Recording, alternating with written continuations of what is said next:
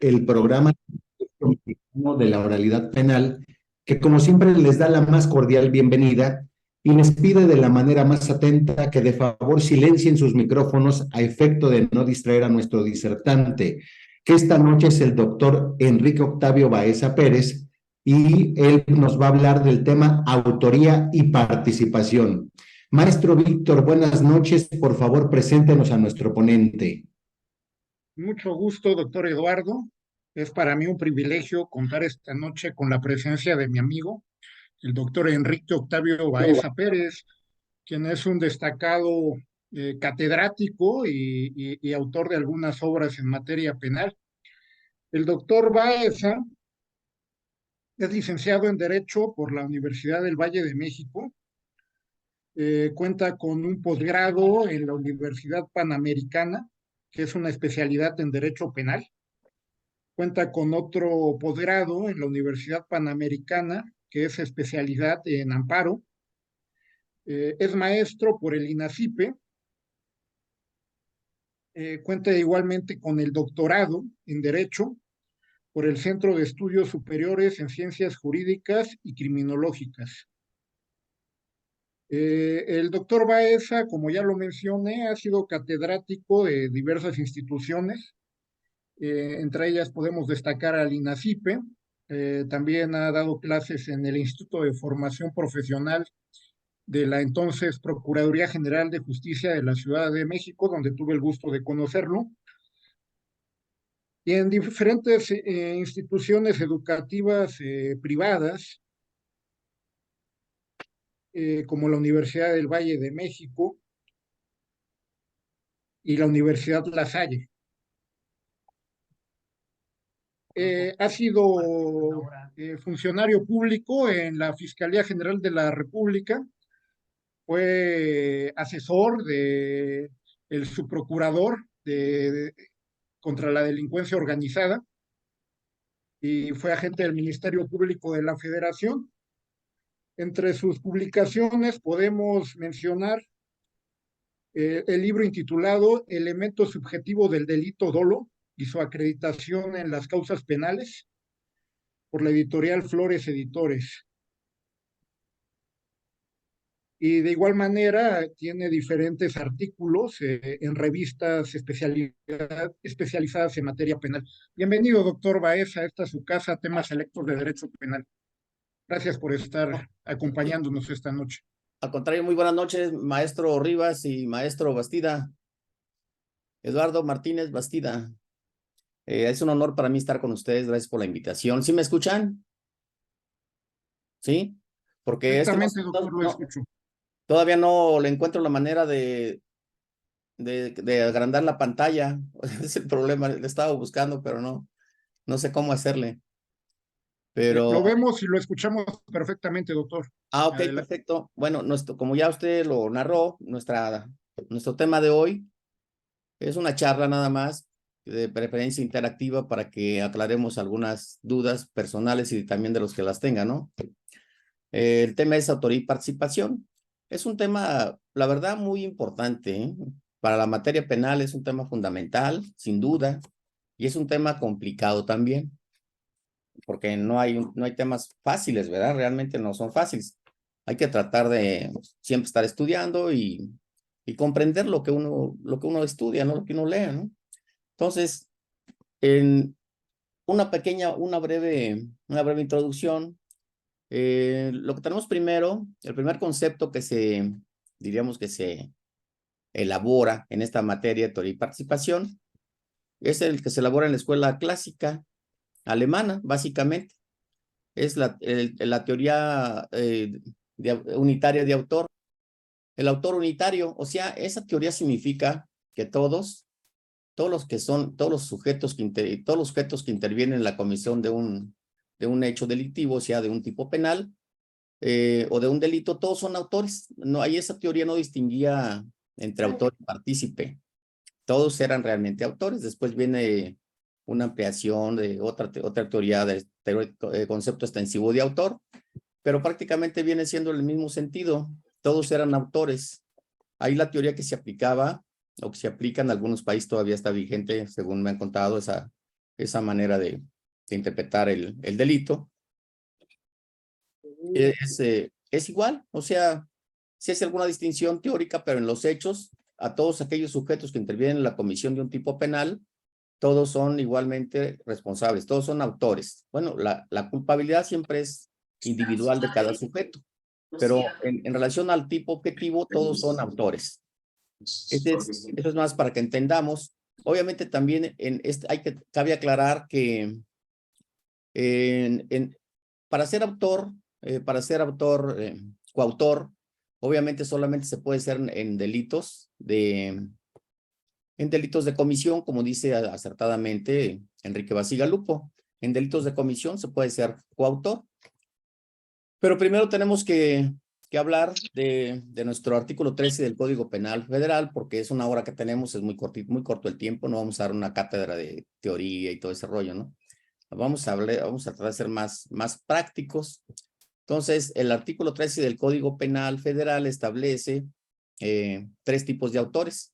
El autor directo, el autor material directo, que tiene el dominio del hecho, que es el que realiza materialmente el contenido del tipo penal, de la conducta que está descrita en el tipo penal. Ese es el autor directo.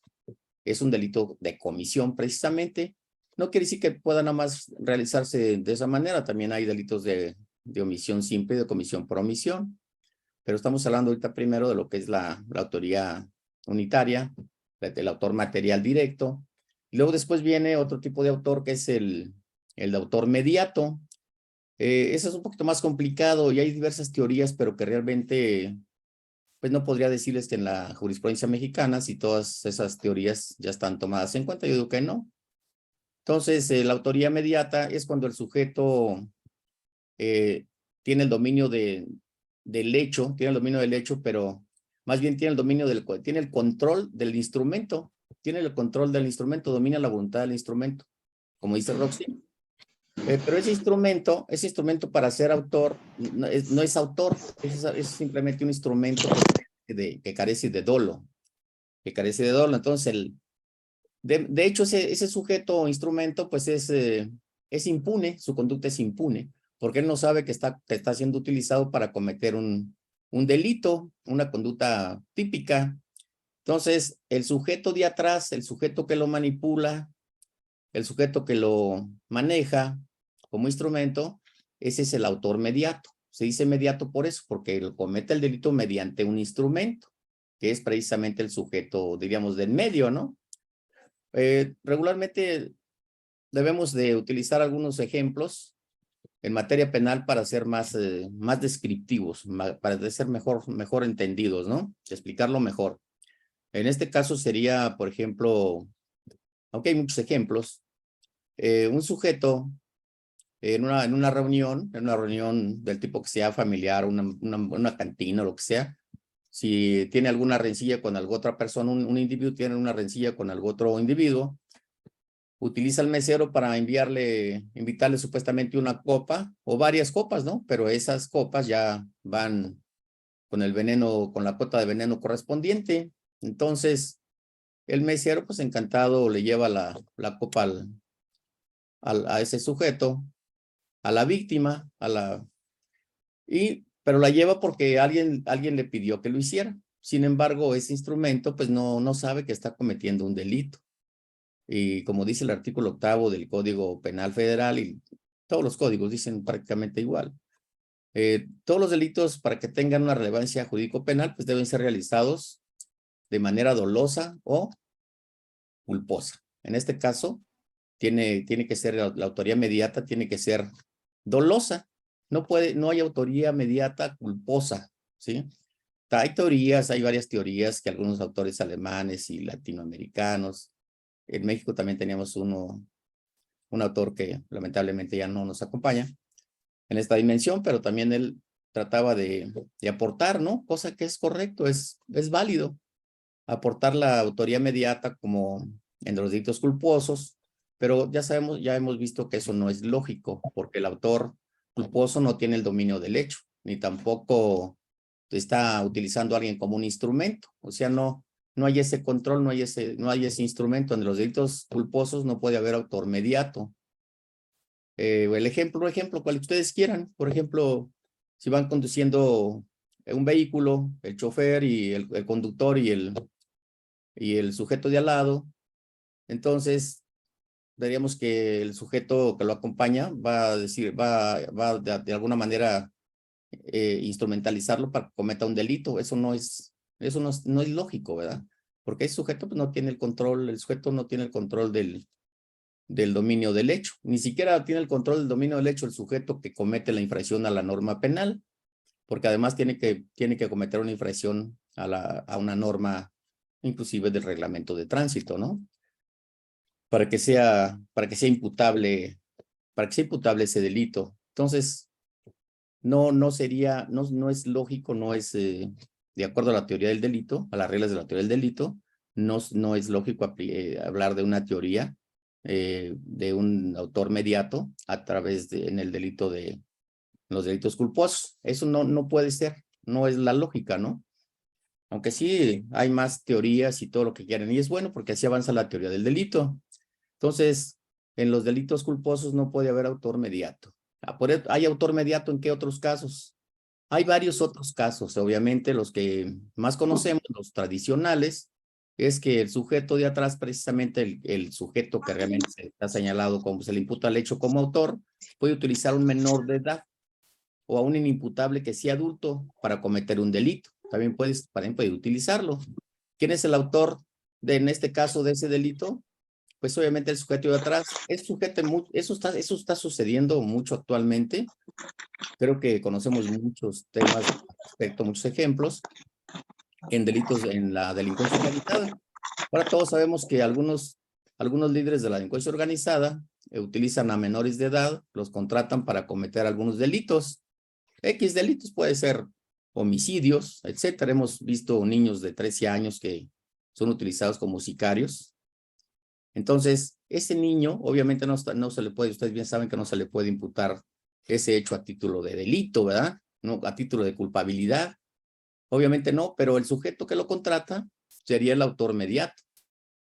Esa es la realidad. Así es como se maneja actualmente, así es como debería manejarse esa clase de hechos, ¿no? Hay que buscar, detienes al menor, pero también, que es un imputable, está siendo utilizado como un instrumento, pero el autor de atrás, el sujeto de atrás, es el autor material, porque él tiene el dominio del hecho, él tiene el dominio de la voluntad de ese sicario menor de edad, o de un inimputable adulto inclusive, ¿no? O también otro caso que puede ser por error, ese mismo error que menciona el gran maestro, el Roxin, del error de tipo, también puede haber un error ahí, un error de tipo en ese aspecto. Un sujeto van de casa, vamos a utilizar el mismo ejemplo, van de casa y uno de los cazadores le dice al otro, pues mira, ahí están moviéndose las ramas de esos arbustos, etcétera, ahí viene el venado, dispárale. Pero ese sujeto de atrás, obviamente, pues sabe que no es venado, sabe que es un compañero de casa, una persona, ¿no? Y el sujeto, el autor material, pues le dispara y lo priva de la vida. Obviamente, si ahí se toma en cuenta si es un error de tipo vencible o invencible, etcétera, ¿no? Pero realmente el sujeto de atrás es el responsable, también en ese aspecto. Otro ejemplo, también cuando el sujeto de atrás, el autor mediato, así denominado autor mediato, amenaza a través de la amenaza de la coerción, pues obliga al sujeto material, diríamos y en ese caso a un sujeto material que sí tiene dolo, porque está siendo inducido, está siendo obligado a cometer un delito de homicidio, por ejemplo, ¿no? Pero puede ser hasta un robo, puede ser cualquiera de los delitos de comisión, un robo, un fraude, un homicidio, etcétera, ¿no? Es sujeto de atrás, lo obliga a través de la amenaza, mata a tu familia, o te mato a ti mismo, a quien sea, tienes que cometer ese delito, ¿verdad? Entonces, ese sujeto el que domina, se supone que domina. Ese sujeto ya no es sujeto instrumento, sí tiene dolo, sí tiene conocimiento de que va a cometer un delito, pero habría que analizar, como dicen algunos autores, hasta qué grado ese sujeto de atrás controla el instrumento. Quien realmente tiene el control del hecho, el sujeto de atrás, el autor mediato realmente tiene el control del hecho, tiene el control de la voluntad de ese sujeto, de ese instrumento, ¿realmente lo tiene o no lo tiene, ¿no? Ese es un tema ya más complicado, ustedes se dan cuenta, porque estábamos viendo que el ejemplo típico de un autor mediato es cuando el sujeto instrumento pues no tiene dolo como conocimiento, ¿eh? No en derecho estamos hablando obviamente del concepto de dolo que se maneja en derecho penal. El dolo como conocimiento, inclusive pues, tengo un libro publicado, como dice el maestro Rivas, que habla del dolo normativo. Entonces, aquí lo importante en los delitos, a mi modo de pensar, de ver las cosas, lo importante es el conocimiento. En el dolo es el conocimiento, lo que hace relevante jurídico penalmente a un hecho típico. No es la voluntad en sí, entendida como un movimiento corporal, como decía von Lis, ¿no? Es el conocimiento que hay en el autor de la conducta típica, lo que hace relevante ese hecho. Entonces, en este caso que les comento, que estamos comentando, el sujeto de atrás habría que analizar si realmente controla al instrumento, si realmente le domina la voluntad a través de la amenaza, etcétera, ¿no? Y entonces el sujeto comete el delito, pero si ustedes analizan, pues obviamente puede alegar que él cometió el delito porque alguien lo obligó a través de la amenaza, de la coerción X, ¿no? Pero el problema es cómo lo acredita, ¿no? O sea, también las teorías son muy interesantes, muy importantes, pero si las llevamos al terreno de los hechos, ya no es lo mismo, ya no son tan, yo diría que yo no llevaría una defensa haciendo valer en mi teoría del caso, en sus términos, una hipótesis de esa naturaleza, ¿no? Es que el sujeto fue amenazado, coercionado, etcétera, etcétera, por eso cometió ese delito. Para probar eso yo digo que es complicado. No sé, se los dejo a ustedes. A lo mejor tienen una idea más clara, más objetiva que la mía. Pero yo, de mi personal manera de ver las cosas, es muy complicado acreditar una hipótesis de esa naturaleza, ¿no? Porque somos los latinos, somos muy dados a copiar las ideas de los alemanes, de todos los europeos y todo eso, ¿no? Son brillantes ideas, nadie dice que no. Y la teoría, pues siempre a mí me fascina la teoría también, pero sí hay que llevarlo al terreno del proceso, a la práctica procesal. Procesalmente, ¿ustedes harían valer esa hipótesis?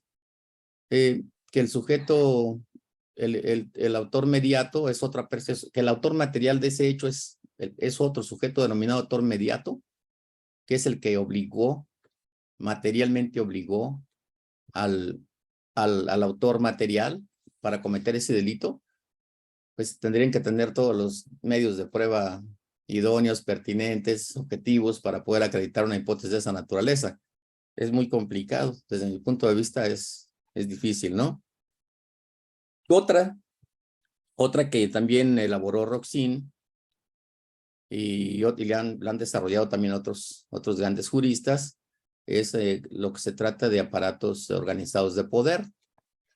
También, o sea, hay sujetos que están por allá atrás en las sombras, en las altas esferas políticas, que ordenan a alguien, a algún agente, que tiene gran rango de autoridad seguramente o no, le ordenan para que vaya a cometer un delito de homicidio. Por ejemplo, lo que usted ya se dice en la Alemania democrática, en la Alemania comunista, que se cometió un delito precisamente a través de que un alto dirigente del Partido Comunista de la Alemania Democrática, de la comunista, le ordenó a un agente de esa República Democrática ir a otro país a privar de la vida a una persona. Entonces, esa persona que priva de la vida a ese mandatario, a esa persona que tiene un cargo importante en la Alemania, por ejemplo, federal, pues se dice que es el autor, que él no es responsable no se le puede imputar el hecho como su propio, como autor material, sí, pero no como responsable del delito, porque él fue obligado a cometer ese delito. También ese es un tema interesante, ¿verdad? Muy interesante. Inclusive, creo que el gobierno, en la junta, ¿cómo se llama? La junta militar que gobernó Argentina en los años 70, 80, en algunos casos así resolvieron unos asuntos, ¿no? Algunos hechos delictuosos que les imputaron a algunos generales, como, ahorita no me acuerdo los nombres, uno se llamaba Galtieri, creo, ¿no? El último, pero Vitela, también el general Vitela, creo que a Vitela le aplicaron esa tesis, esa hipótesis, pero eso es muy complicado también, ¿sí? O sea, ¿cómo vas a acreditar que alguien te ordenó matar a alguien? O sea, la Junta Militar Argentina mandaba, se supone que era un gobierno, pero no tenían el control de todo lo que hacían sus subordinados. Todos, o solo que le imputes como una especie, como lo hicieron, como una política, como un sistema, ¿no? Pero realmente, en un caso así más práctico, más que se analice más a fondo, no le puedes aplicar esa regla a un sujeto que no puedes acreditarle que él ordenó nada, algo, ¿no? Yo creo que las teorías sí son buenas, son interesantes, ¿no? Para resolver algunos casos muy concretos. Pero más bien ahí se resuelven por la vía más que de la prueba, más que el de a través de un derecho netamente probatorio, se resuelven a través de una decisión política, ¿no? Más bien. Pero no es que sea en estricto sentido de la prueba, en el estricto sentido de una teoría del caso objetiva, demostrable, no creo que fuera posible hacerlo, salvo algunas excepciones tal vez, ¿no? Si confiesa al sujeto, ese sujeto de la que está en la cúspide de la pirámide, confiesa que él ordenaba hacer todas esas fechorías y hay pruebas para acreditarle que sí es verdad, tal vez lo condenen, pero lo que yo analizo es que políticamente son sacrificados políticamente esos sujetos, ¿no? Que no digo que sean inocentes ni blancas palomas, pero desde el punto de vista de la teoría de la legalidad, o sea, anula un crimen, no la pena sin el eje, estricta, cierta, objetiva. Obviamente, no le puedes acreditar un hecho a un sujeto que no puedes situarlo en un lugar, tiempo y modo de comisión del delito. Y además en casos que ni siquiera están debidamente acreditados, ¿no? También aquí en México, casi en todos los países latinoamericanos, hemos tenido esa clase de experiencias, ¿no? Pero yo digo que es muy complicado, ¿sí? Es muy complicado. También han creado una teoría en Alemania que se denomina, es precisamente el derecho del autor mediato, el autor del autor, ¿no? O sea, aparte de que hay un autor atrás del que tiene que haber un sujeto de muy alto rango, luego otro de menor rango, etcétera, etcétera, ¿no? El autor del autor, el autor detrás del autor. O sea, como teoría, pues sí te sirve para hacer alguna tesis, para hacer algún artículo, pero ya viendo a la praxis procesal, yo digo que ya no es sencillo acreditar un hecho de esa naturaleza, ¿no? ¿Cómo se lo vas a imputar a alguien así, no? De manera estricta, no. Pero si te apasiona, si lo ves de otra manera, no lo ves racionalmente, lo ves de otra manera política o lo que sea, pues sí puedes a cualquier persona imputarle un delito, ¿no? De cualquier hecho. Pero ya en estricto sentido de lo que es el derecho procesal, ya no es fácil acreditar una cosa así, ¿sí? Bien, entonces sería la autoría mediata. Vayan anotando sus preguntas, porque obviamente no, lo estoy haciendo como una plática, esta no es una cátedra. Para dar una cátedra, pues tendría que llevarme fácil, no sé, unas 40 horas, ¿no? O más, mínimo unas 40 horas. Pero vamos a hacer lo que es más práctico, ¿no?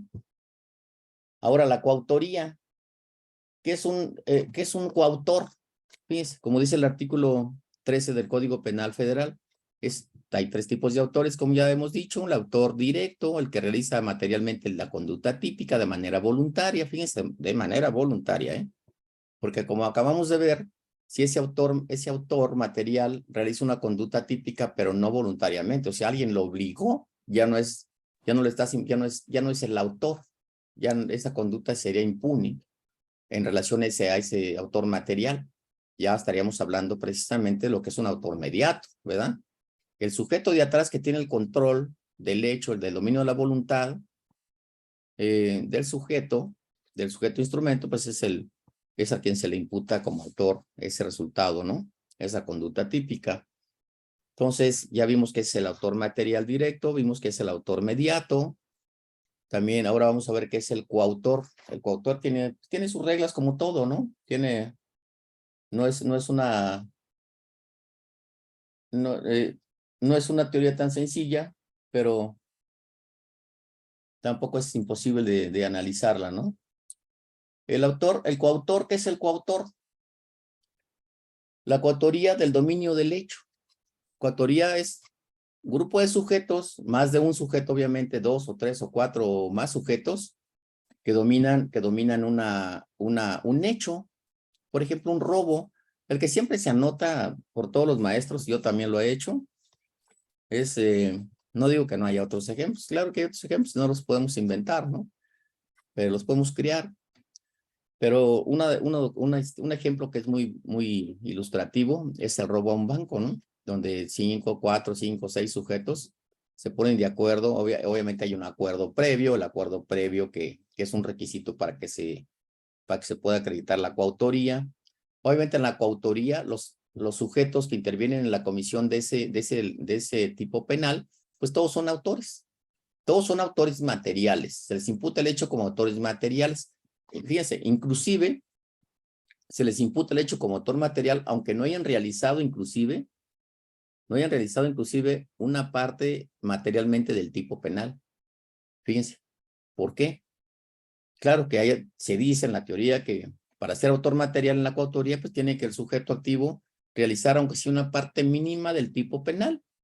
Pero si es un robo, ¿cómo vas si eres el sujeto que está vigilando, que se quede en la puerta del banco para estar de alguna manera protegiendo a los que están adentro de la policía, para avisarles que viene la policía o lo que sea, ¿no?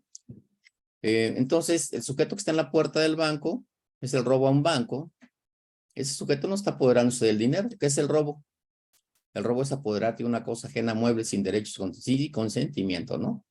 Del quien puede proporcionarlo. Entonces, en el robo intervienen varios sujetos, el que se queda en la puerta del banco, el que se queda en la camioneta a media calle o más donde sea, pero fuera del banco, se queda en la camioneta al volante. ¿Para qué? Esperando que salgan los autores materiales del delito para poder escapar, ¿no? Entonces está el chofer del vehículo o algo, hasta más sujetos allá adentro, ¿no? Un chofer, no sé, otras personas. Y adentro del banco está el sujeto que amenaza con un arma de fuego a los cajeros, a los empleados del banco. Está otro que obliga al cajero o al gerente del banco a abrir la bóveda. Y está otros sujetos que son los que materialmente se apoderan del efectivo, ¿no? De todos los valores que hay en la caja fuerte del banco, por ejemplo, en las cajas del banco. Entonces, ustedes se dan cuenta, obviamente es muy claro, ¿no? Hay un codominio funcional del hecho, pero todos son autores materiales. Y para que sean catalogados como autores materiales, esto es como coautores, tiene que haber el acuerdo previo, un requisito, que todavía lo prevé la jurisprudencia nuestra, de la Corte. Y también tiene que darse la división del trabajo, de tareas, la división de roles, ¿no? O sea, si ustedes se dan cuenta, cada sujeto está desempeñando un rol, pero cada sujeto tiene que realizar una conducta esencial, necesaria, para que pueda consumarse la conducta típica. Por ejemplo, el sujeto los que están adentro, o el que amenaza a la cajera o al gerente, el que se apodera del efectivo, etcétera, ellos realizan una conducta inmediata, material, ¿no? Una conducta objetiva, material, inmediata, necesaria para poder apoderarse de los bienes materiales, de los valores. Perdón. El que está en la puerta, pues, ya no está apoderándose directamente de ningún valor, pero su conducta sí está siendo relevante penalmente, está siendo relevante jurídico-penalmente. Si ese sujeto deja de cuidar la puerta del banco, realmente el delito no se cometería, se interrumpería la comisión del delito, del hecho típico. Esa es una pregunta, ¿no? Que uno se hace. Si el sujeto que que está al volante de la camioneta para escaparse con los valores y los compañeros de la organización delictiva, también se va de ese lugar. Entonces, ¿el delito se cometería o no se cometería? O sea, es lo que se pregunta, ¿no? O sea, para distinguir precisamente cuando hay un autor material y cuando hay un partícipe, cuando hay participación y cuando hay, en sentido estricto, ¿verdad? Una participación en sentido estricto y cuando hay una participación en sentido amplio. Esos es coautores. Pero ¿por qué les vamos a imputar a título de autor material a cada uno de esos sujetos? Al chofer de la camioneta, al que está en la puerta vigilando, etcétera. O puede haber otro sujeto inclusive en la calle también vigilando y adentro 2, 3 o más sujetos. ¿Por qué se les va a imputar el hecho como propio, como autores materiales? Si el que se apoderó realmente, o los que realizaron realmente la conducta típica, diríamos, los elementos objetivos del tipo penal, pues son 2 o 3, ¿no? El que amenaza al gerente para que abra la caja fuerte, otro sujeto que amenaza a todo el personal del banco, los empleados del banco, y el que se apodera materialmente con sus manos del efectivo, ¿no? De los valores. Esos todavía participan más efectivamente de cada elemento del tipo penal de robo, por ejemplo, ¿no? Porque para que haya, fíjense, esto es muy importante. Para que se pueda dar la coautoría en un delito, tiene que haber ese acuerdo, esa conducta necesaria para que se pueda consumar el delito y por qué se les imputa a todos como autores, ¿verdad? Eso es lo interesante, ¿no? Tiene que haber un codominio funcional del hecho. De hecho, hay jurisprudencia al respecto de nuestro máximo tribunal. Así se denomina la jurisprudencia. Codominio funcional del hecho, ¿no? Ustedes la habrán ya leído.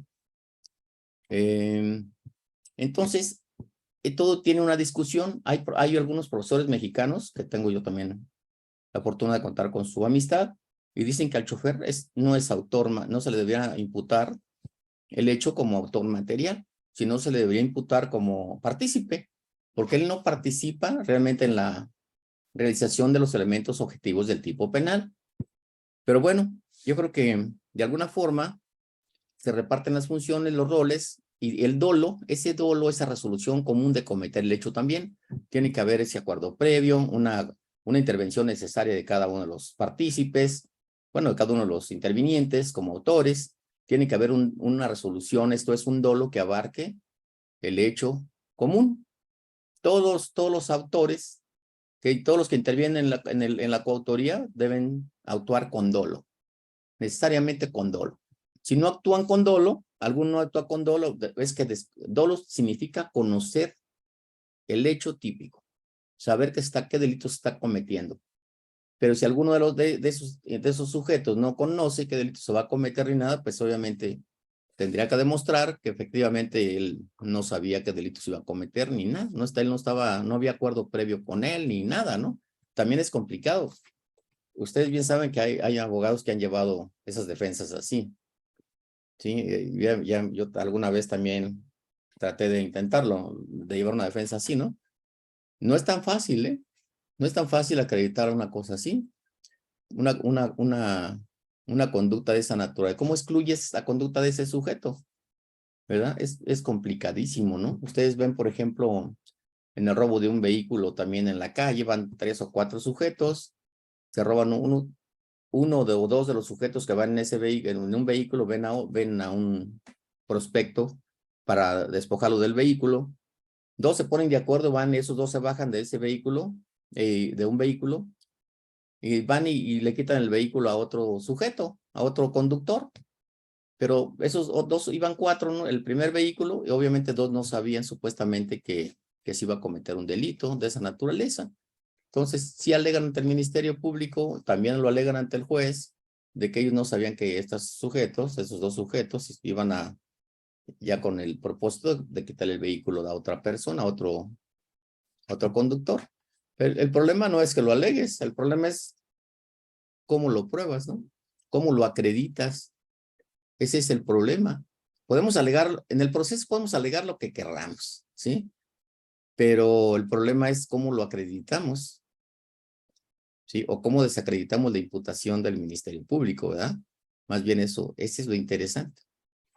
Hay 2 maneras. o te vas a desvirtuar las pruebas que tiene por los medios de prueba del Ministerio Público, de la parte acusadora, o también formulas tu teoría del caso, ¿verdad? Eso es más complicado todavía. O sea, la teoría, toda la teoría, si ustedes se dan cuenta, inclusive aunque esté en la jurisprudencia y demás, no es tan sencillo acreditar algunos hechos. Es muy complicado porque te puedes arrogar la carga de la prueba. Ya obviamente das por hecho que si no acreditas esos hechos como de descargo, pues obviamente el sujeto es culpable, ¿sí? Y no desvirtuaste las pruebas del Ministerio Público. En algunos casos, nada más trataste de acreditar teoría del caso como defensor, pero olvidaste que había que desvirtuar los medios de prueba del Ministerio Público. Entonces, el problema es la defensa, ¿no? No es en sí que sepamos mucha teoría y la podamos saber de memoria y todo, y sabernos libros de memoria. El problema es que cuando litigamos los asuntos, no tenemos pruebas, o sí tenemos, o la prueba es insuficiente, etcétera, ¿no? Es defectuosa, es incompleta. Entonces, para acreditar un hecho es complicadísimo, ¿eh? Un hecho, diríamos, a veces el Ministerio Público también obviamente tiene complicaciones para acreditar una hipótesis de hecho. Ahora la defensa, peor, más complicado para la defensa. O sea, por eso la teoría es interesante y es necesaria. Lo que es la autoría y participación es necesario profundizarla inclusive, ¿eh? Es muy necesario, porque tenemos que distinguir en la legislación cuál es la teoría que está receptada en la legislación penal, cuál es la teoría que está receptada en la jurisprudencia de la Corte. ¿Sí? Todo eso es importante. ¿Por qué? Porque la teoría del delito tiene una función. ¿Cuál es una de las funciones de la teoría del delito? Es que precisamente se aplique la igualdad, que la ley se aplique igual para todos, ¿verdad? Y precisamente es lo que de ahí surge la jurisprudencia que determina cómo se debe aplicar la ley penal para cada sujeto que la infrinja, ¿no? Pero hay reglas generales, o sea, pues se llama teoría general del delito. Es una regla que ya está aceptada por la jurisprudencia, por la teoría y la jurisprudencia de la Corte, y que se determina a través de la jurisprudencia que esa norma debe aplicarse en casos iguales, siempre así de esa forma, ¿no? Para todos igual. Entonces, es una de las funciones de la teoría del delito, que es importantísima, pues se llama, es un sistema, ¿no? Es un método de juzgamiento que de alguna manera limita también al juzgador, al Ministerio Público para formular imputaciones, ¿verdad? Para dictar una sentencia condenatoria o absolutoria. Eso vincula al Ministerio Público, vincula al juez y a la defensa también. Entonces, por eso es necesario manejar bien la teoría del delito. La teoría y participación. Esta es nomás una plática, pero obviamente hay que leer más, ¿eh? Hay que profundizar más el tema, porque vamos a suponer que el juez, a pesar de que está vigente la teoría del dominio del hecho, por ejemplo, para determinar quién es autor, quién es partícipe, ¿verdad? Entonces, ese juez aplica a todos los sujetos, autores materiales y autores secundarios, por ejemplo, el inductor o el cómplice, les aplica la misma como autores a todos, como autores materiales a todos, y les aplica la regla esa de la escuela clásica, la equivalencia de condiciones. Todo el sujeto que ponga alguna condición para que se consume la conducta típica, pues es autor, ¿verdad? Entonces se les aplica esa teoría, y así dicta una sentencia condenatoria. Ustedes, ¿qué tienen que hacer como defensores? Pues para defender a su cliente deben conocer bien lo que es la teoría del delito y la teoría, ¿cómo se llama? Y la autoría y participación. Necesariamente van a decirle al juez en algún concepto de violación, bueno, en algún agravio concepto de violación, que está violando la jurisprudencia número tal, que es aplicable al caso concreto, por qué sí, por qué no, pero también están aplicando la teoría más clásica, ¿no? No está aplicando la teoría más vigente que está receptada en la jurisprudencia de la Corte o en la misma legislación penal. Ya no se aplica regularmente el concepto unitario de autor, ni siquiera el extensivo de autor. Por eso ahora se aplica la teoría del dominio del hecho, ¿verdad? También teníamos la teoría del concepto restrictivo de autor, también, Solo eran autores aquellos que realizaban la conducta típica, estrictamente, por eso se llama restrictivo de autor, porque solamente se le podía imputar como autor a un sujeto una conducta material, la conducta que realmente realizara los elementos objetivos del tipo penal.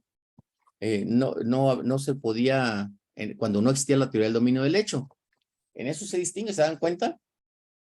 El concepto restrictivo de autor solamente es autor el que realiza la conducta material que describe el tipo penal. Y en cambio la teoría del dominio del hecho extiende la imputación, extiende esa imputación a todos los que participan a veces en una conducta típica como del robo a un banco. Hay sujetos que no realizaron la conducta material que describe el tipo penal, pero aún así son coautores. ¿Se dan cuenta? O sea, sí es importante también conocer las teorías, ¿no? Las teorías objetivo-material, la teoría objetivo-formal, la teoría subjetiva, etcétera. No, yo no me voy a meter en ese tema ahorita, ¿no? Pero sí es importante comprenderlas. Y para poder distinguir exactamente cuál es la teoría que aplica la Corte, la jurisprudencia de la Corte, cuál recepta, por qué una sí distingue el autor del partícipe y por qué la otra no. ¿Por qué? Porque es importante. Porque obviamente un partícipe realiza una conducta a través de la cual no tiene el dominio del hecho, no tiene el dominio de la conducta típica, él no es el autor material del tipo penal, ¿verdad? Entonces, merece, obviamente, una pena menor que el autor material se supone, ¿verdad? Entonces, por eso es importante. Hay que aplicarle la pena a cada sujeto de acuerdo al grado de su participación en sentido general, ¿no? De acuerdo a su grado de su participación como autor material o como partícipe, la intensidad, la conducta de cada uno de esos sujetos es diferente. Entonces, obviamente también el grado de culpabilidad, ya en este caso, también debe ser de cualquier manera diferente. ¿Sí? Se habla del sistema diferenciador, ¿verdad? En el autor unitario, pues no hay una distinción, no hay un sistema diferenciador de quién es autor, quién es partícipe, y de alguna manera pues se juzgaba a todos igual, ¿no? Y se incurrían en abusos, como el versare in re illicita, ¿no? O sea, todo aquel que ponía una condición para el resultado era responsable. Un ejemplo que pone Zaffaroni en su libro, en el libro de Derecho Penal, parte general. No, creo que es manual o Derecho Penal, ya se me está olvidando. Como por la página 400, a más o menos, ese libro lo leí, creo que lo leí 2 o 3 veces. Y entonces, el versare in re illicita significa que todo aquel sujeto, de acuerdo a la teoría de la equivalencia de condiciones, es responsable igual, todos son autores, se les imputa el resultado, no es en sí la conducta, el resultado, ¿no? Es lo que importa. Por un ejemplo que pone Zaffaroni ahí, es 2, 3 sujetos van a robar a una tienda, van a robarse unos cigarros, unas cervezas, y se roban las cervezas y los cigarros y lo que quieren para la botana, ¿no? Pero el señor, el tendero, hace un coraje muy fuerte y se muere de un paro cardíaco. Entonces, ese hecho se los imputan a esos sujetos, a los que se robaron, a los que iban a robar cerveza, cigarros y demás, ¿no? Les imputan el delito de homicidio por el resultado. Pero ellos no tenían dolo de homicidio, se dan cuenta, ellos no iban a cometer el delito de homicidio, ni siquiera realizar una conducta idónea adecuada para cometer el delito de homicidio. Robarte unas papitas o unas cervezas no es una conducta idónea para cometer un delito de homicidio. ¿Se dan cuenta? Por eso es tan importante que sí, aunque no lo crean, muchos abogados que se dicen penalistas, y yo digo que soy aprendiz toda mi vida, pero piensan que nada más es importante conocer las técnicas de litigación, ¿no? Las técnicas de litigación sí son importantes, son muy interesantes para que puedas incorporarlos, para que puedas producir la prueba en el juicio oral o inclusive en las otras audiencias, en las etapas anteriores, donde ofreces datos de prueba, medios de prueba, ¿no? Eso ya se sabe, pero no ves el fondo. A ver, una cosa es la forma, es el procedimiento, es la forma, y otra cosa es el fondo, ¿sí? Si nada más te dedicas a la pura forma, pero no conoces el fondo, no sabes distinguir, comprender un concepto del otro, ¿cómo vas a defender a un sujeto? ¿Cómo vas a elaborar un agravio en la apelación o cómo vas a elaborar un concepto de violación? ¿Cómo vas a alegar que el tipo penal no se aplicó de manera exacta, precisa, ¿verdad? Por ejemplo, ¿cómo vas a alegar eso? El principio de legalidad estricto, no lo vas a poder argumentar, hay que argumentarlo, ¿verdad? Pero bien, técnicamente, no se podría hacer. Entonces, ese sujetos que roban la tienda son autores del homicidio. Pues, de acuerdo a nuestra cultura que tenemos todavía nosotros, los mexicanos, para no hablar de todos los latinoamericanos, porque no los conozco a todos tampoco, ¿verdad? Pero los mexicanos sí, a todo mundo queremos meter a la cárcel. Se roban unas papitas, a la cárcel. Todo el mundo a la cárcel. Y todavía persiste en esa actitud en el Ministerio Público y hasta en los jueces, ¿eh? Ya no digamos en la gente. Por eso se aplica una política criminal de ese tipo, punitiva, muy punitiva, privativa de libertad, ¿no? Porque a todo mundo lo queremos meter a la cárcel. Es más, por cualquier conducta, este es un delito. La gente dice que es un delito y quiere meter a la cárcel a todo el mundo.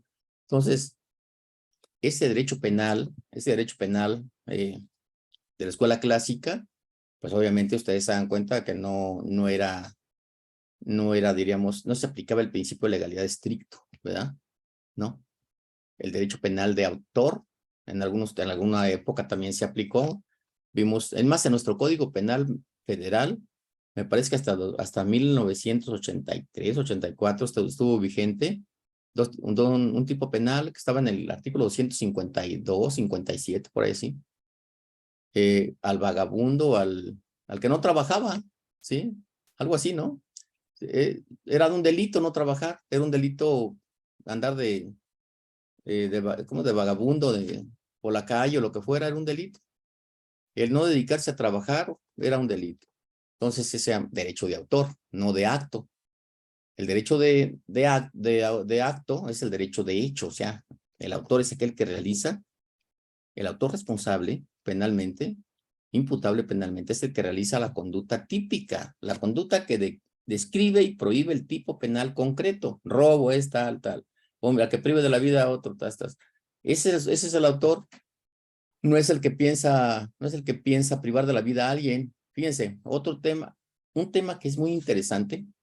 Cuando yo he impartido algunas cátedras en esta materia, en el INACIPE o en el Instituto de Formación Profesional y otras universidades, luego me preguntan, bueno, ¿cómo se llama? En la delincuencia organizada, en delito de delincuencia organizada, ¿son coautores? Fíjense, qué interesante es eso. Fíjense, ¿son coautores en delincuencia organizada? El delito de delincuencia organizada. Es una pregunta que siempre me formulan. Obviamente hay que saber por qué. Puedes decir que sí, puedes decir que no. El problema es cómo lo fundamentas, ¿verdad? El asunto es fundarlo. Por ejemplo, no pueden ser autores ni coautores. Autores sí, materiales, pero no coautores. No pueden ser coautores en delincuencia organizada. ¿Sí? ¿Por qué? No solamente porque existe el tipo penal en sí, ¿no? Delincuencia organizada, al que se organice de manera permanente o etcétera, ¿verdad? Para cometer X delitos, ¿ya? Aunque no cometan ese delito el cual estaban ya decididos a cometer o están organizados para cometer, pues de todos modos el delito de delincuencia organizada ya es punible, esa conducta ya es punible. En el hecho de organizarse con fines de cometer delito X, ya es punible. Pero ¿son coautores los que se organizan para cometer un delito en delincuencia organizada? No son coautores. Pero ¿saben por qué no son coautores? Porque la coautoría no se sanciona, no hay coautoría a nivel de los actos preparatorios. Acuérdense que también hay que analizar, el intercriminis. El intercriminis, todas las conductas que son subjetivas, que están nada más en la mente del autor, el que planea cometer un delito, mentalmente elige los medios, etcétera. Eso no es punible. Eso no es punible. Tampoco es punible la conducta, en términos generales, tampoco es punible la conducta de organizarse inclusive para cometer el delito de homicidio, ¿no? Como coautores. Si nada más se organiza para cometer el delito de homicidio, ahí no es punible esa conducta, ¿verdad? Obviamente se hacen de los bienes, de los objetos, como las armas de fuego, etcétera, para cometer ese delito. Tampoco esa conducta no es punible como homicidio. ¿Se dan cuenta? ¿No? O como distribuir drogas tampoco. Hacer tráfico de drogas tampoco es punible. El hecho de organizarse, el delito de delincuencia organizada, ese es más bien diríamos, un anticipo de la punibilidad, ¿no? Entonces, es una conducta que está apenas en la etapa de actos preparatorios. El delito de delincuencia organizada son actos preparatorios, pero es punible porque el legislativo determinó que esa conducta, a pesar de que está en la etapa de los actos preparatorios, ya es punible, porque implica una amenaza, obviamente, a la seguridad pública, ¿verdad? En general. Entonces, por eso el motivo legislativo tiene libertad de legislar, inclusive de prohibir y sancionar conductas que se quedan apenas en el intercrimes en la etapa preparatoria del delito. Y la delincuencia organizada está ahí en la etapa preparatoria, en los medios preparatorios del delito. Por ese motivo, no pueden ser coautores, porque ahí no, a nivel de preparación del delito, no hay coautorías. Ahí no se sanciona como autorías. A partir de ahí, fíjense, a partir de ahí para muchos delitos sí funciona la participación. La participación, ¿por qué? ¿Qué dice el artículo 7º, no, el 13 del Código Penal Federal? Creo que es la fracción sexta, ¿no? Por ahí sí, ¿no? El partícipe conoce, sabe, es más, participa a veces de manera, como dicen, una complicidad necesaria cuando presta los medios para cometer el delito, participa activamente de esa manera, ¿no? Es una participación necesaria para que se cometa el delito, pero está a nivel de los medios preparatorios, ¿sí? Él no participa en la ejecución del delito de homicidio, por ejemplo. Entonces, en este caso, la delincuencia organizada no hay coautoría, solamente hay autores.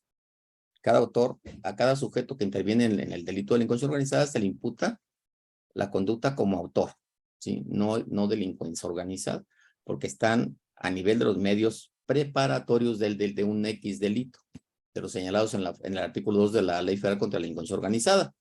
Entonces, la coautoría tiene sus limitantes. No puede haber coautoría a nivel de actos preparatorios, ¿de acuerdo? Puede haber a partir de ahí participación, por ejemplo, inducción, complicidad necesaria, complicidad secundaria, como ustedes quieran, pero no puede haber, a partir de ahí se da la participación, pero no puede darse la coautoría. Ahí no se da la coautoría. Los coautores son aquellos que realmente realizan una conducta de comisión, una conducta de comisión, pero realizan parte, aunque sea mínima, del tipo penal. Ya realizan actos ejecutivos, actos materiales ejecutivos para consumar el delito, ¿sí? En la delincuencia organizada, los actos ejecutivos son organizarse, pero se anticipa, el legislativo anticipa la punibilidad de esa clase de conductas, ¿no? Lo sanciona muy anticipadamente. Dicen, se adelanta la punibilidad, la sanción, ¿no? Entonces, que quede bien claro, porque no puede haber coautoría a nivel en la delincuencia organizada. Y en ningún delito, en los medios preparatorios, realmente casi nunca son punibles. Por ejemplo, dos sujetos o tres o lo que sean se organizan para cometer un delito de homicidio. Unos participan llevando armas de fuego o un vehículo, etcétera. Esos no van al lugar de los hechos. Ellos no participan ya en actos ejecutivos directamente para realizar la conducta típica de privación de la vida de un sujeto pasivo, ¿no? Eso, por lo tanto, el que participa a nivel de actos preparatorios es cómplice, ¿se dan cuenta? Puede ser cómplice, necesario o secundario, ¿no? Pero no puede ser autor, ¿de acuerdo? No puede ser autor material, no lo es, ¿sí? En estricto sentido de la teoría del delito. Entonces, es bueno distinguir a partir de esa teoría del intercrímenes cuando hay autores, cuando hay coautoría, cuando no hay coautoría. ¿A partir de qué momento es sancionable una intervención de un sujeto en la comisión de una conducta típica? ¿Se dan cuenta? Eso es para tentativa, por ejemplo. Bueno, hablando de la tentativa, también en la tentativa se puede dar la coautoría. Saben bien que la tentativa solamente se puede actualizarse en delitos de comisión dolosa, pero de comisión material, ¿sí? El homicidio, el robo, el fraude, todos aquellos tipos penales que requieren un resultado material para su consumación pueden ser realizados, siempre sean cometidos dolosamente, en grado de tentativa, ¿sí? En grado de tentativa. También puede darse la coautoría ahí, también puede darse la complicidad ahí, ¿verdad? También, claro que sí, aunque el delito quede frustrado, ¿verdad? Un delito frustrado, que se le llama la teoría. ¿Por qué? Porque los sujetos activos no logran realmente su objetivo, que es la comisión, la realización del hecho, ¿verdad? Del hecho típico. Entonces, pero sí se puede dar coautoría. Otra, fíjense, también se alega si en los delitos de comisión por omisión puede darse la coautoría. Pues sí, puede darse la coautoría, según algunos autores, solamente que ambos sujetos tengan la calidad de garante, ¿verdad? Y solamente se puede dar en delitos de resultado material y dolosos.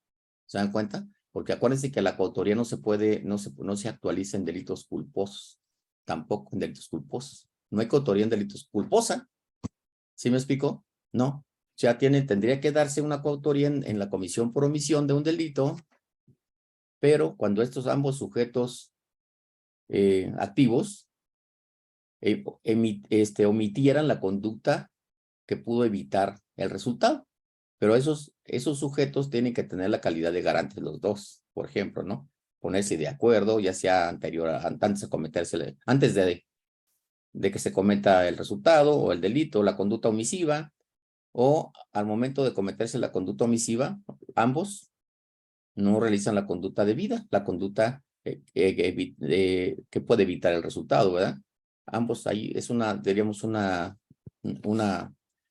acuerdo concomitante a los hechos, ¿no? No después de que se cometan los hechos. No sé, por ahí una vez estaba yo escuchando, inclusive he visto ahora en el nuevo sistema de justicia penal que algún MP o un defensor habla de que hay que ver si el delito se comete, hay que ver la conducta del sujeto activo antes de cometer el hecho, al cometer el hecho y después de cometer el hecho. Eso no, antes de cometer el hecho puede quedarse ¿dónde? Pues no es punible. Hasta los medios actos preparatorios no es punible. En la mayoría de los casos no es punible. Entonces, ¿para qué quieres saber eso? En muchos casos, ¿verdad? No se necesita. Después de que se comete el delito, tampoco hay ese acuerdo, pues ya tampoco funciona, ¿no? O sea, tiene que haber un acuerdo previo en dado caso, si todavía tenemos una legislación que una jurisprudencia que así lo amerita, que así lo recepta, pero sí, también ese acuerdo puede ser en el momento que se está cometiendo el delito. Puede ser obviamente también un acuerdo tácito, ¿verdad? Tácito. Ambos sujetos o más, de alguna manera consienten, se tienen como responsables, como autores, ¿no? Solamente así.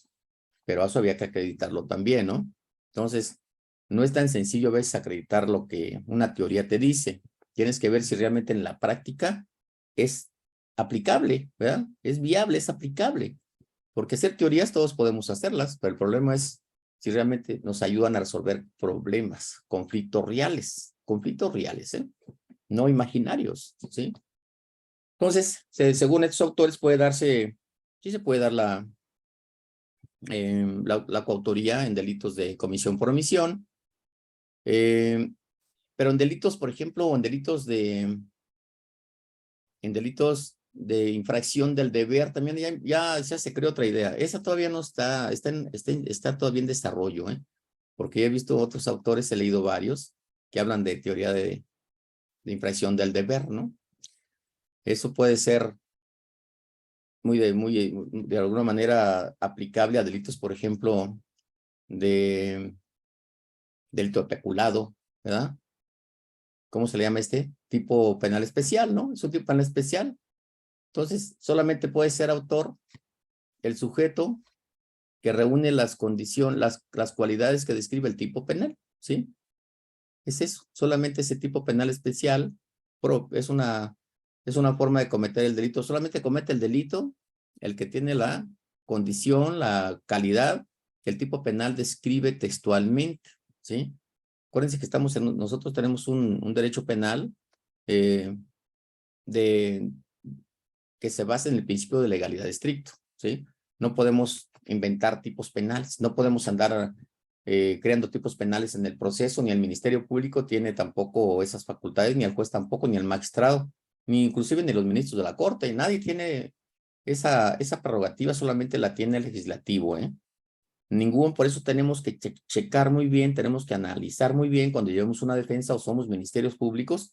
También, el Ministerio Público también tiene que ser preparado, tiene que ser especializado, porque si no, todo el mundo queda libre, tampoco es correcto, ¿sí? Para la sociedad, ¿no? Eso implica inseguridad pública, ¿verdad? Injusticias para la gente.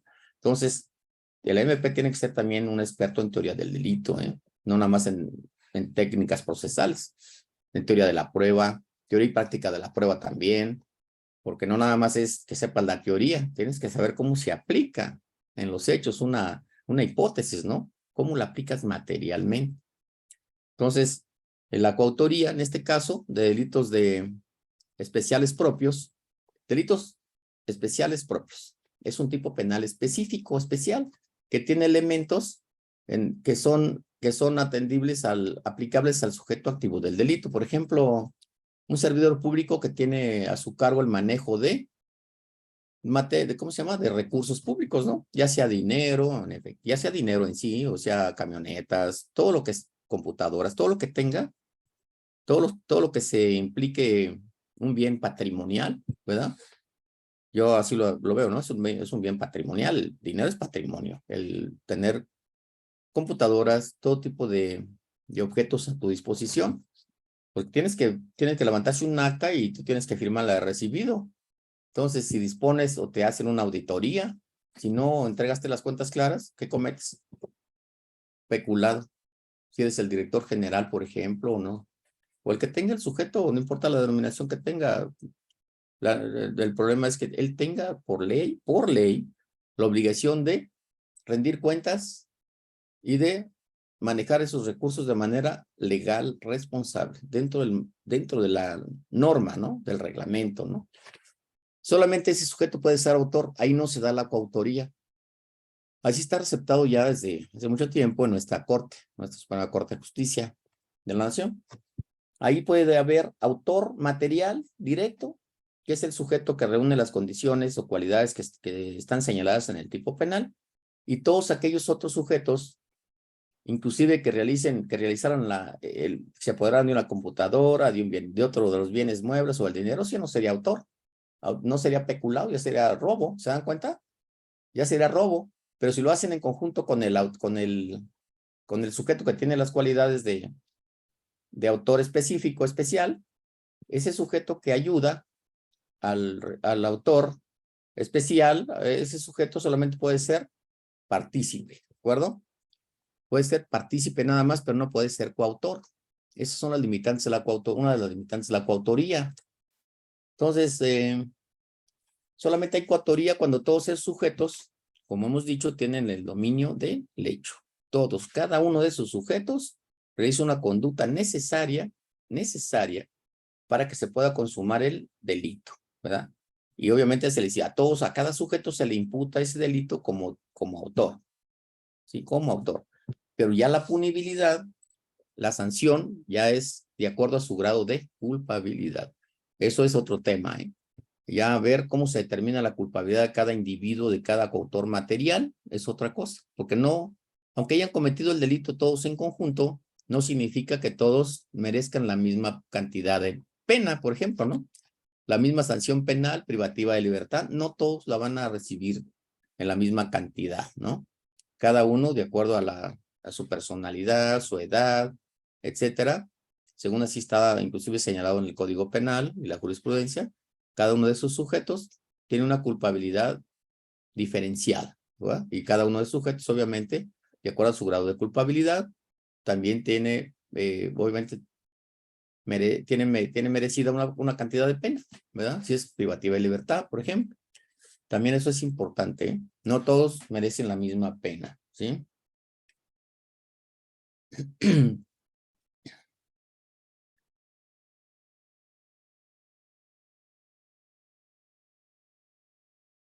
Obviamente, solamente puede ser autor, puede ser coautor, el que es autor idóneo, ¿verdad? El autor idóneo, aquel que tiene capacidad. Un menor de edad podría ser coautor. ¿Qué opinan? Fíjense bien, eso estoy pensándolo ahorita. Un inimputable que actúa en la comisión de un hecho típico en compañía de otros sujetos, en colaboración de otro sujeto, de otros sujetos, puede ser coautor. Es muy interesante, ¿no? Acuérdense que si hablamos del dolo, fíjense, vamos a analizar el dolo. ¿Qué es el dolo? El conocimiento de que el sujeto activo del delito conoce que se está cometiendo una conducta, ¿no? No necesariamente tiene que ser imputable para que pueda conocer qué delitos, qué hechos está cometiendo. Si hablamos del dolo natural, el dolo que no es valorativo, como era en la escuela clásica y neoclásica, pues entonces el dolo de la escuela final de acción, que es el que todavía opera en la práctica, para realizar una conducta dolosa, no es necesario ser imputable. Un inimputable también realiza una conducta dolosa, ¿sí? El asunto es que los inimputables no son culpables, ¿se dan cuenta?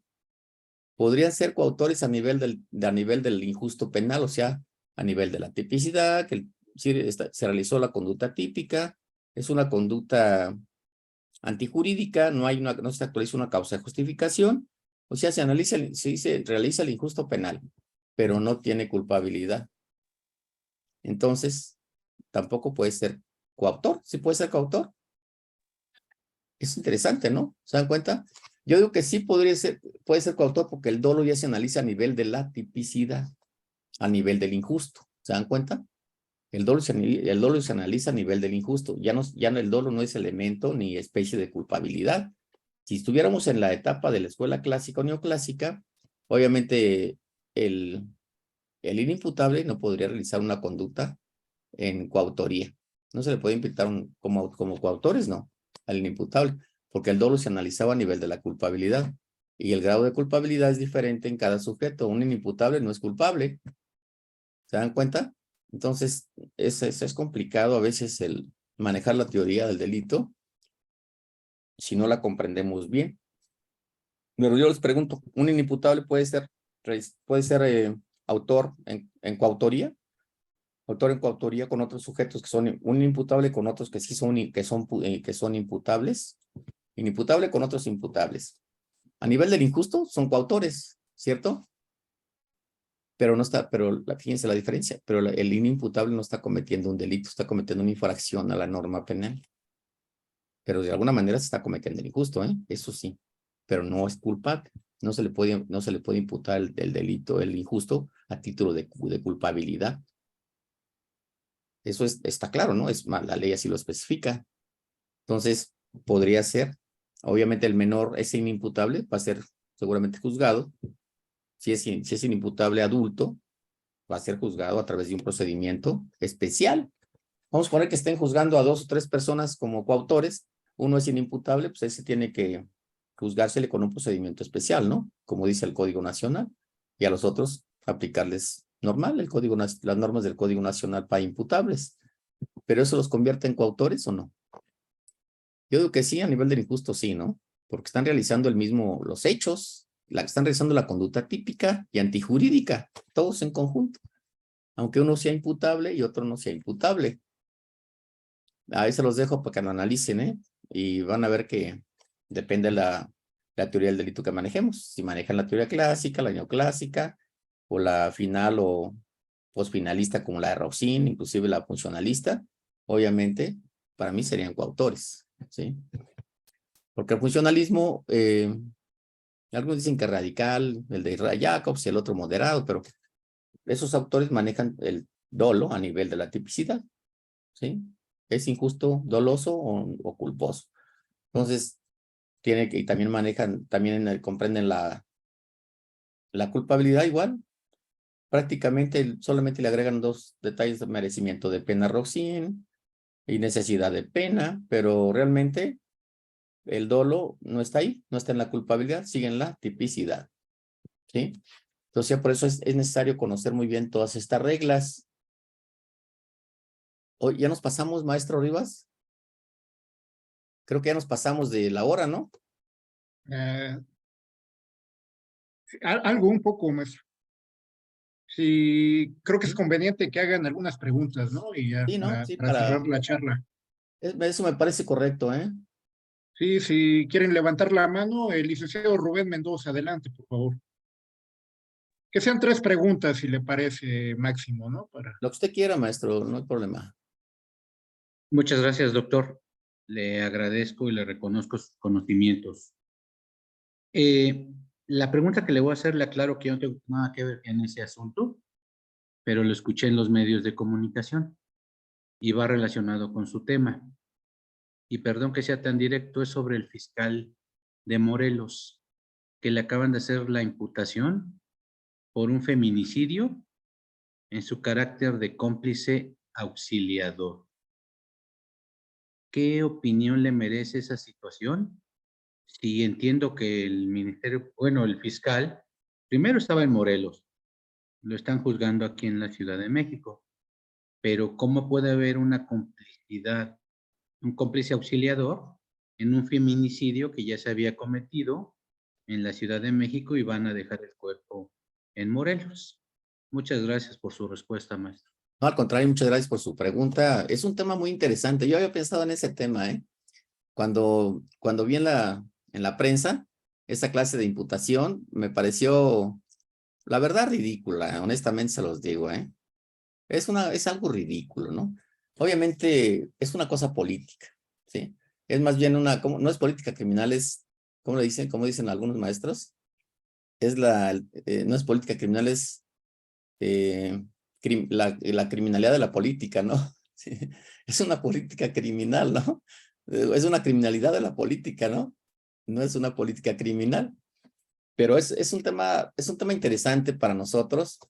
Obviamente, si analizamos precisamente lo que estábamos comentando, lo que es el iter criminis, ustedes se darán cuenta, yo no creo que el fiscal se haya puesto de acuerdo con el probable autor de ese delito para protegerlo después de que lo ha cometido, ¿no?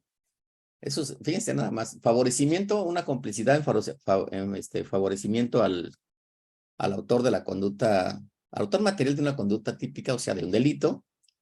Ese que lo favorece, obviamente conoce que se va a cometer ese delito, ¿no? Y hasta le dice, bueno, yo te voy a proteger, te voy a ayudar, cuando ya después de cometes el delito, te vienes a mi casa o yo te ayudo a que no te sancione, ¿no? Yo no te preocupes eso. Esa es una complicidad, sería una complicidad por favorecimiento, ¿no? Una complicidad secundaria, ¿se dan cuenta? Pero para que sea típica, para que sea relevante penalmente, tiene que haber nacido ese favorecimiento, esa complicidad tenía que haber nacido a partir de los medios preparatorios. ¿Se dan cuenta? Desde ahí, porque desde ahí es lo que marca el iter criminis. A partir de qué momento pues alguien se pone de acuerdo, colabora para que se cometa un delito, ¿no? Él no le prestó el arma si fue un arma de fuego, si fue un arma blanca, si le dijo cómo lo hiciera. Eso sería una cooperación necesaria, ¿verdad? Proporcionar los medios comisivos, por ejemplo. Y la otra forma de participación, de complicidad secundaria, sería el favorecimiento. Tú cometes el delito, pues no te preocupes, tú cometes el delito y ya después que lo cometas me avisas para yo estar al pendiente que no te sancionen, ¿no? Que hay que evadir, para que evadas la acción de la justicia. Te voy a ayudar, ¿no? Hablamos con el Ministerio Público, yo le doy instrucciones y le digo, no, a este cuate, investígalo, pero busca la manera de ocultar los medios de prueba o lo que sea, ¿no? Alteran los hechos. Yo no creo que haya hecho eso. Eso es ilógico, totalmente ilógico, ¿no es cierto? O no sé qué opinan ustedes. Claro, si le preguntamos a la gente que no conoce la ley, que no conoce la teoría del delito, pues dicen que sí, cómo no, está bien que esté en la cárcel, está bien, pero acuérdense que nosotros nos basamos en el principio de legalidad estricto, ¿de acuerdo? Para que una participación pueda ser punible, tiene que darse a partir de los medios preparatorios en adelante. O sea, el partícipe tiene que saber qué delito se va a cometer, porque él no está participando en la comisión del delito, si no sería coautor, ¿cierto? Él no participa, ni sabe que se ha cometido un delito, lo supo posteriormente, pero no lo sabía antes de que se cometiera. Los hechos típicos, hechos ejecutivos, él no sabía, ni lo supo hasta como una autoridad común. ¿Hasta cuándo sabe una autoridad que se ha cometido un delito? No que lo leas en la prensa, sino cuando llega la noticia criminis, ¿verdad? Por el conducto legal, o sea que hay una denuncia de hechos. A partir de ahí, la autoridad, ya sea Ministerio Público o el juez, a partir de ese momento, o la policía, a partir de ese momento, saben qué delito se ha cometido, ¿no? Bueno, qué conducta típica con características de delito se ha cometido, ¿cierto? Pero no, esa es una imputación verdaderamente ridícula, no es que, yo no creo que el fiscal, la fiscal, ni algunos fiscales desconozcan la teoría del delito de manera tan, ¿cómo diríamos? Tan rudimentaria, ¿no? Que conozcan, que no tengan un conocimiento más fino de la teoría del delito, cuando menos necesario, ¿no? Que conozcan el iter criminis, cuando menos, que distingan lo que es una autoría material, un autor mediato, o un coautor, o un autor material directo, o una complicidad, ¿no? Una inducción. ¿O es inductor acaso? ¿No es inductor? ¿Sí? Entonces, eso es inaplicable, Eso es una violación del principio de legalidad estricto. Ese es mi punto de vista, hablando técnicamente, ¿cierto? No es una opinión, es lo que está plasmado en la ley. ¿Están de acuerdo? Porque no es nada más de opinar, ¿qué dice la ley? ¿Qué dice el artículo 13 del Código Penal Federal? Hay que distinguir, y la jurisprudencia, hay que distinguir quién es autor y quién es partícipe, ¿no? Y eso, para que haya participación, o sea, la intervención accesoria en el delito, en el delito principal, pues tiene que haber dolo en el cómplice, ¿cierto? Y dolo o sea, conocimiento. Cuando hablamos de dolo en derecho penal, estamos hablando de conocimiento en el sujeto activo, ¿de acuerdo? El sujeto activo debe saber qué delito se está cometiendo o se va a cometer.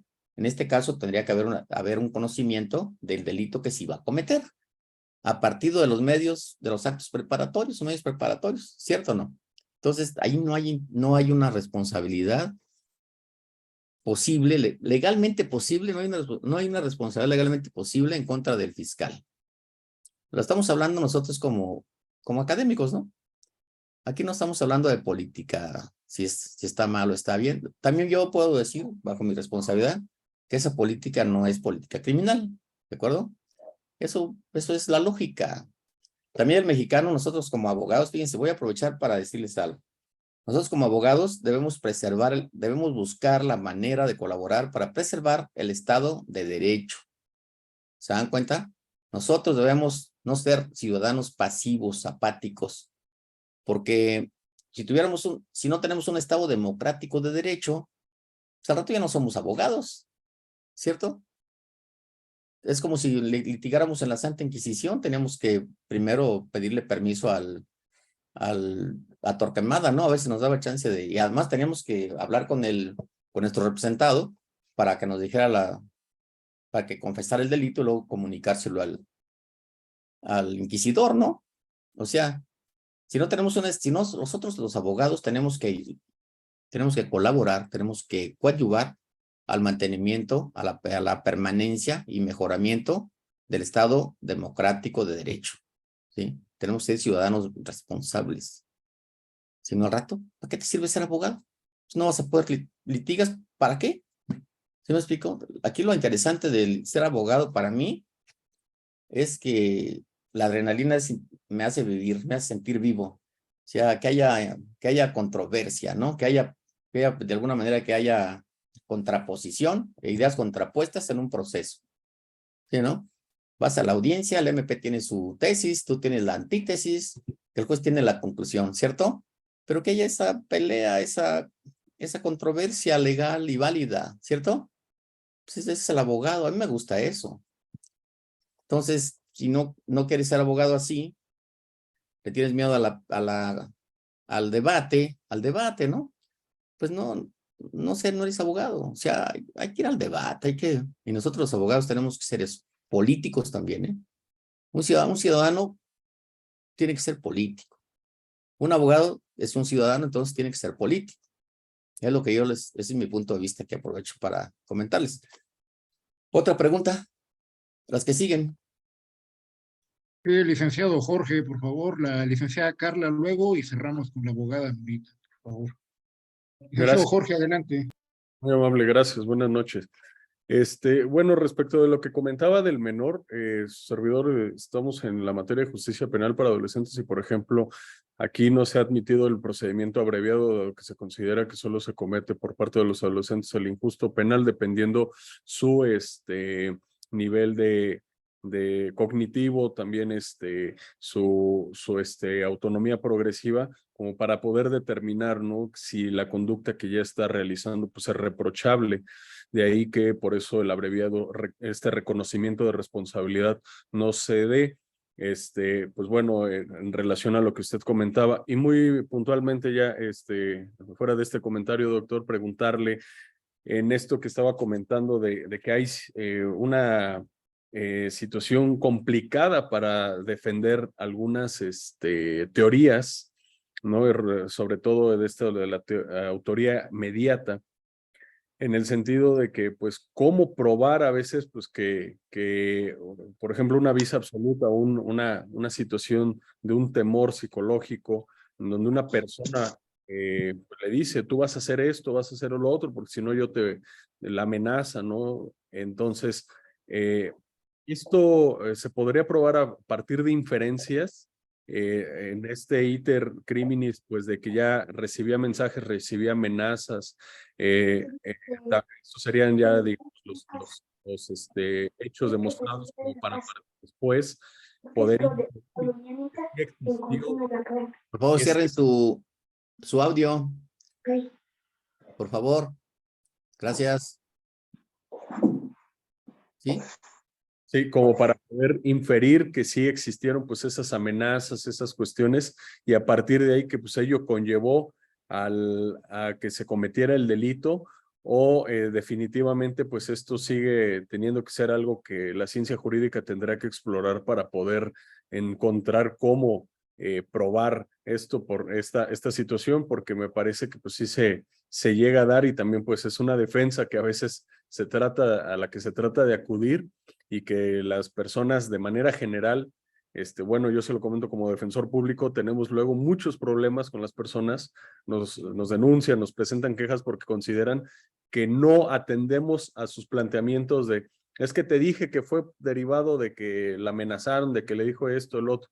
Pues sí, pero no tengo manera de probarlo, no hay una prueba. Y pues bueno, nos quedamos con tareas, pues definitivamente que no vamos a poder probar. Gracias, doctor. No, al contrario, muchas gracias por la pregunta. Muy interesantes sus preguntas.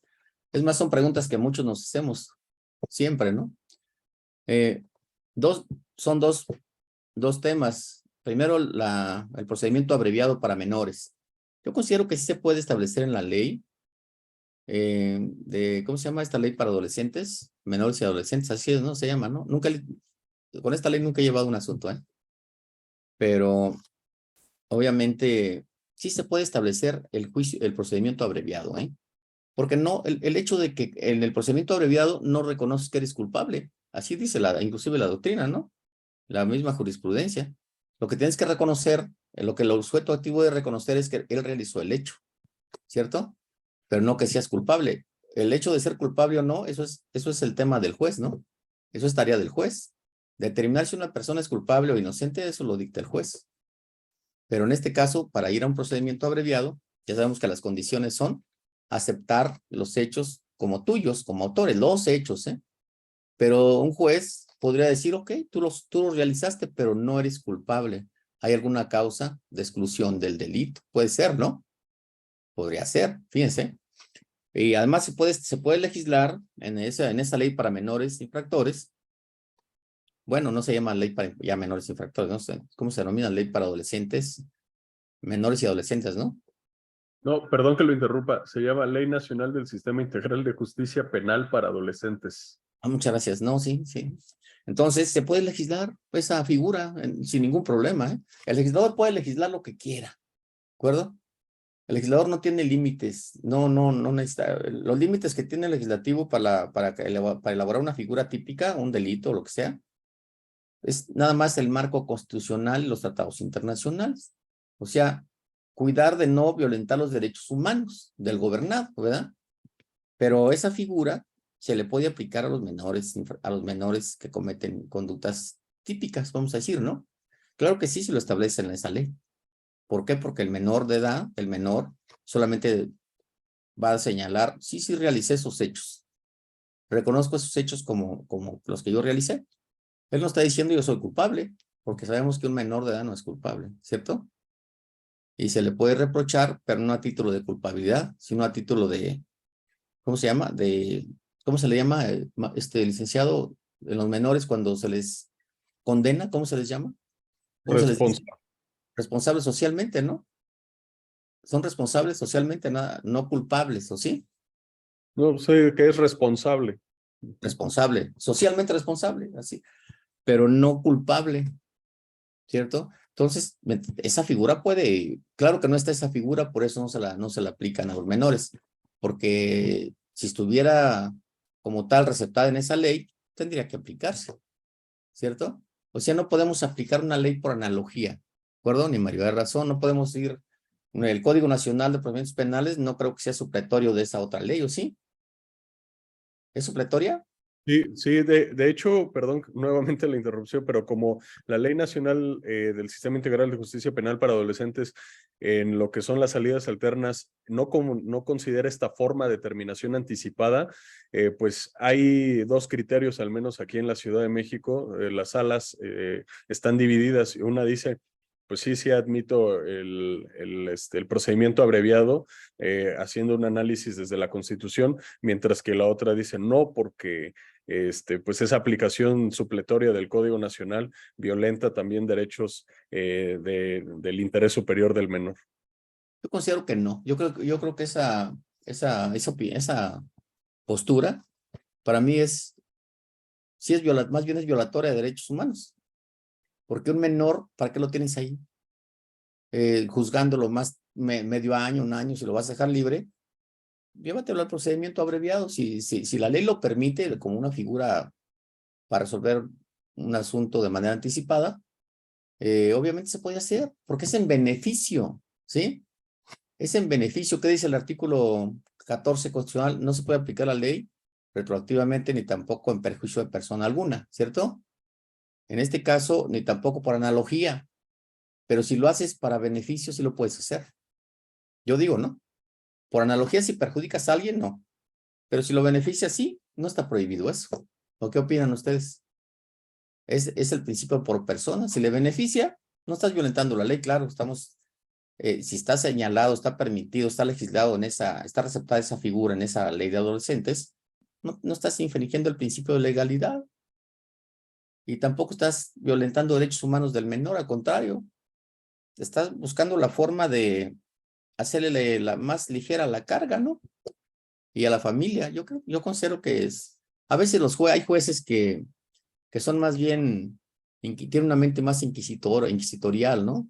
No democrática, no buscan. Los derechos humanos son para beneficiar al imputado también, bueno, para beneficiar a todos los gobernados, pero para el gobernado que comete alguna infracción a la ley, pues si hay dos leyes o más o lo que sea, para sancionarlo, le aplicas la que menos le cause, la que causa menos perjuicio, ¿cierto o no?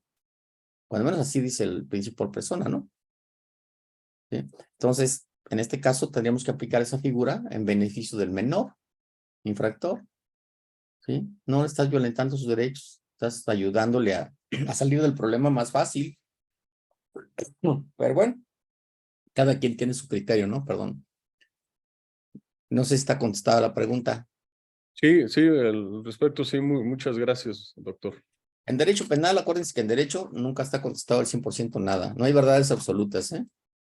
No vamos a creer en eso, porque si no, no dejamos de ser abogados. Vamos a ser robots, ¿no?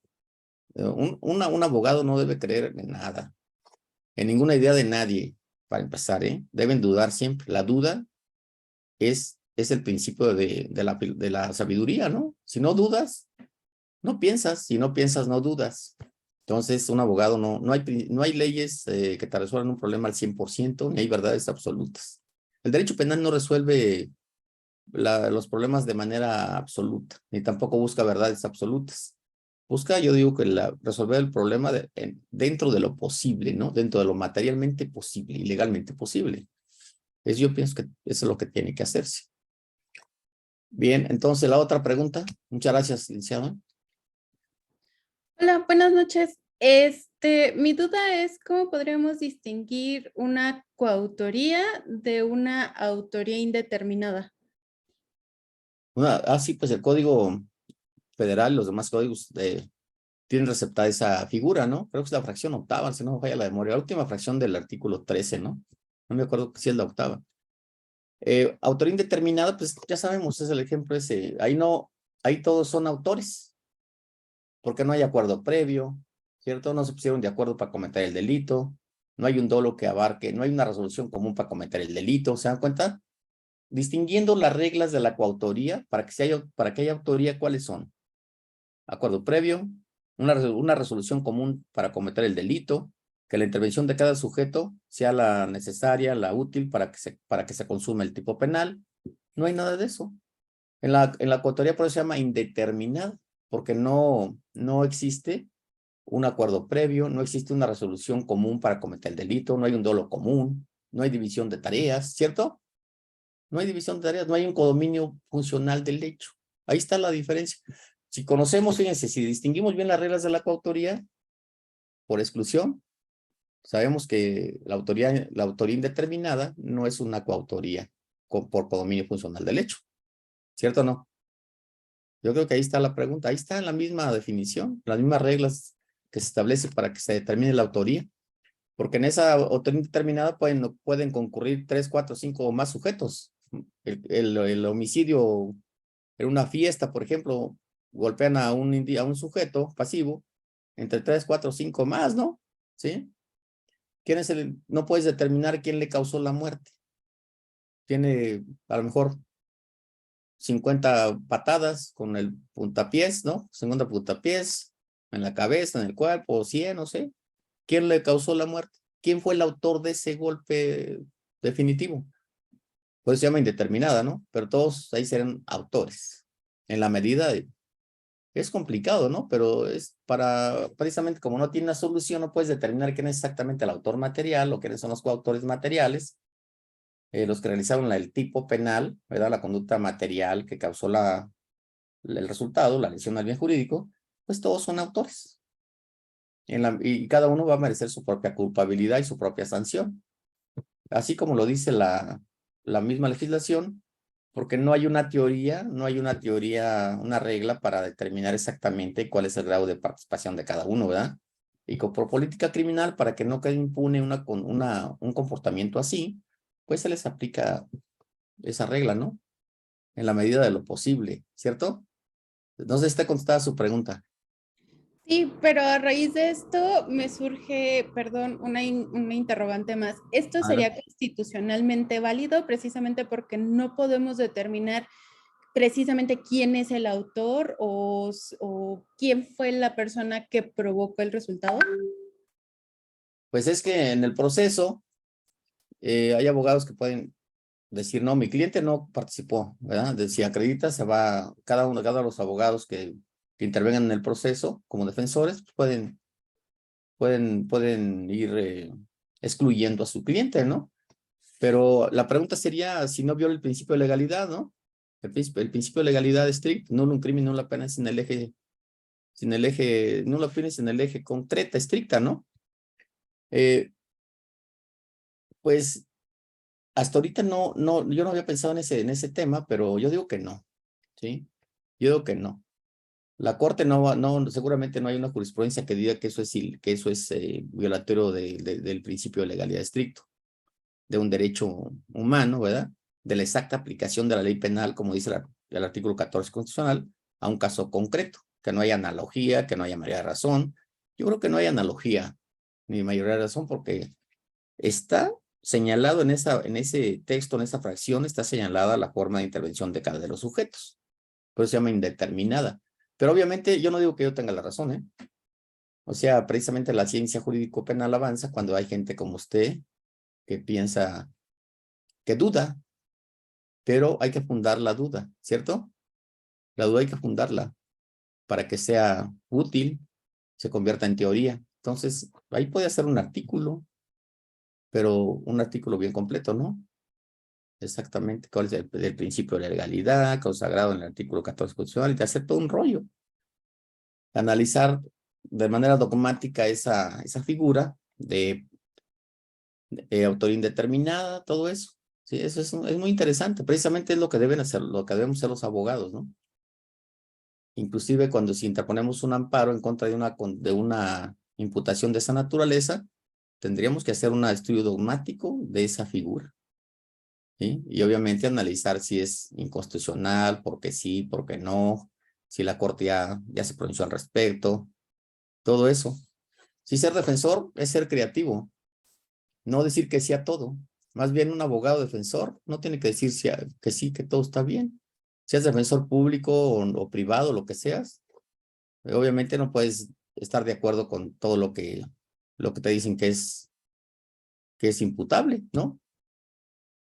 Ese es lo interesante del derecho penal. Por eso nos gusta, porque siempre puedes inventar algo, crear algo, ¿no?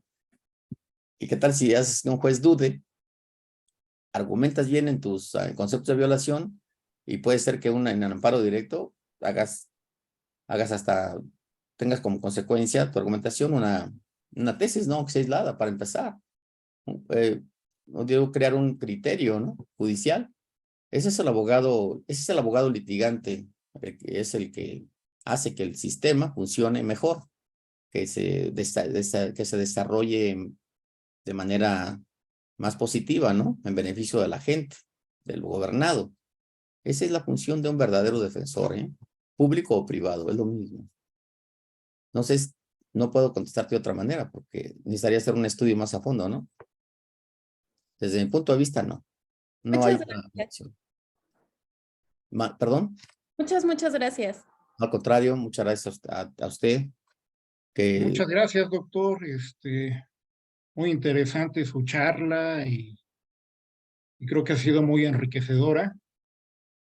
Y no me queda más que reiterarle mi gratitud en nombre propio y de la asociación civil que represento, Colegio Mexicano de la Oralidad Penal.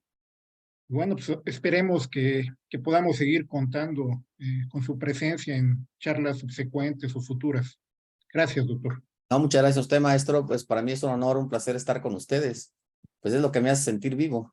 Si no estar, usted me pone a estudiar más y los compañeros también, los colegas me hacen que estudie más porque aprendo más, aprendo de sus preguntas, me hacen pensar. Es interesante, es lo interesante de ser abogado, ¿no? Que compartamos nuestros puntos de vista y cada quien opine a lo mejor diferente, ¿no? Pero eso es lo interesante. Nadie tiene la verdad, acuérdense. La verdad, nada, solamente yo digo que los que creen en Dios, nada más, para mí, nada más Dios tiene la verdad. El abogado no. El abogado tiene que acreditar una hipótesis. Si es verdad o es mentira, pero si la acredita puede ganar, ¿cierto o no? Entonces, aquí no estamos buscando la verdad, estamos buscando una técnica, un procedimiento técnico para poder resolver conflictos reales, ¿no? Conflictos sociales reales. El delito es un conflicto social real, material, ¿no? De alguna forma. Entonces tenemos que buscar el método adecuado, idóneo para resolver ese conflicto. ¿Sí? Muchas gracias a todos y siempre estoy a la orden siempre, mi querido maestro y amigo, ¿eh? Siempre, y a todos, muchas gracias. Siempre estoy a sus órdenes. Pues gracias y los esperamos la próxima semana con otro tema de interés en materia penal. Gracias a todos. Al contrario, buenas noches. Buenas noches. Muy bien. Gracias, buenas noches. Buenas noches. Buenas noches. Buenas noches, gracias. Buenas noches, gracias, doctor. Muchas gracias a ustedes que me toleran, que me aguantan. Buenas noches, muy amable. Gracias, buenas noches. Buenas noches. Ahí estamos en contacto la próxima vez, ¿no? Gracias. Adiós.